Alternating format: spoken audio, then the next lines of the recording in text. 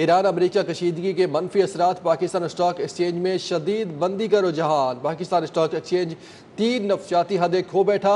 100 index में 3700 point से जायद की कमी हुई है। 100 इंडेक्स 1,76,000 की सतह पर आ गया है।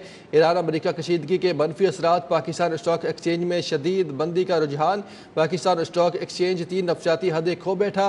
100 इंडेक्स में 3700 पॉइंट से जायद की कमी रिकॉर्ड हुई है। 100 इंडेक्स 1,76,000 पर आ गया है। ईरान अमेरिका कशीदगी के मनफी असरात, पाकिस्तान स्टॉक एक्सचेंज में शदीद मंदी का रुझान। पाकिस्तान स्टॉक एक्सचेंज 3 नफ्सियाती हदें खो बैठा।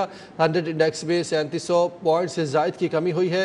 इंडेक्स 1,76,000 पर आ गया है। ईरान अमेरिका कशीदगी के मनफी असरात, पाकिस्तान स्टॉक एक्सचेंज में शदीद मंदी का रुझान है। पाकिस्तान स्टॉक एक्सचेंज 3 नफ्सियाती हदें खो बैठा। 100 इंडेक्स में 3700 से जायद पॉइंट्स की कमी हुई है। 100 इंडेक्स 1,76,000 की सतह पर आ गया।